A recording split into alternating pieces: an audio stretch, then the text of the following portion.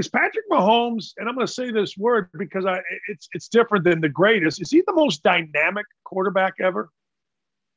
Yeah, I've been thinking about it this morning because I'm always hesitant to go with the recency bias on the superlatives.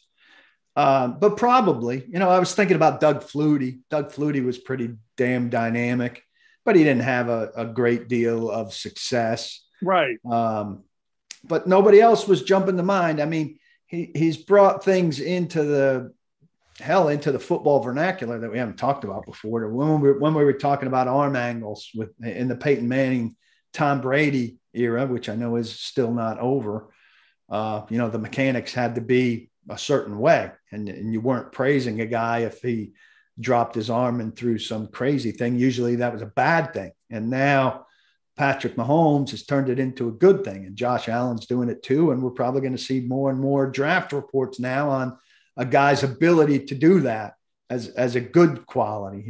He's kind of changed the scouting report, and his ability to skip away from sacks where a guy, I'm not talking a glancing touch of the leg, where a guy seems to have him wrapped and he gets out of it. His ability to extend plays is just otherworldly. I was all in on the Bills, Dan. I don't know. I sometimes there are games where I turn it on. I don't know who I'm rooting for until it starts, or I don't have much of an interest. I really wanted the Bills to win that game. I was rooting like hell for Josh Allen, who I don't think, he did the most to raise his stock in that game of anybody, even on the losing end. But here's Mahomes again, fourth AFC championship game. It's ridiculous what he's doing, and he's the standard, and dynamic is the word. Yeah, I think it is. I really do. I thought about it before I sent the email back to Lauren, who got it to you. Dynamic is the word, because his escapability and everything he does, I mean, it's different. Let me further it. You've talked about a lot of quarterbacks in the AFC, and rightfully so. We haven't talked about Lamar Jackson. He hasn't been said yet, and he's among the guy. Hell, he's been an MVP. Is this the greatest group of young quarterbacks we've seen? It's true about Lamar. I mean, I talked about recency bias, and so he has a banged up year, COVID year, and misses a game sick. He's the sickest quarterback. Yes. I'm not talking play. I'm talking illness that I can remember. But yeah, you put him back near the top of his game, and that's a forgetful absence on that list.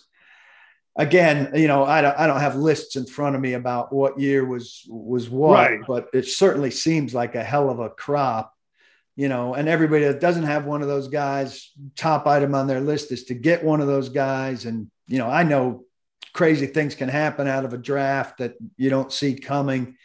But if you listen to the people who are expert on such things, it doesn't seem like there's a guy coming in this draft. And, we talked on our show yesterday. Chad said, well, what about development?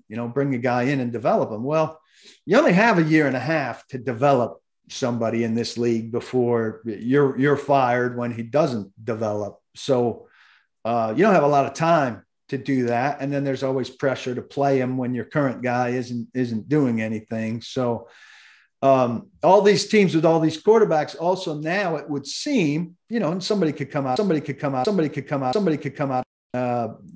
guy from Liberty could, we don't know much about him. He could be terrific. But all these teams are going to gain another year, it would seem like, the rest, the have-nots, who are unlikely to find somebody to start to, get their own guy. But how great is it that we just rattled off 5 teams that have guys of that quality? Yesterday, to a Super Bowl in the AFC, you're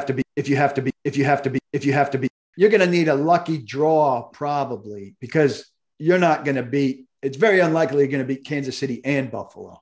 And you have no control of that draw. You can control your own seeding, but you can't control the way things stack up.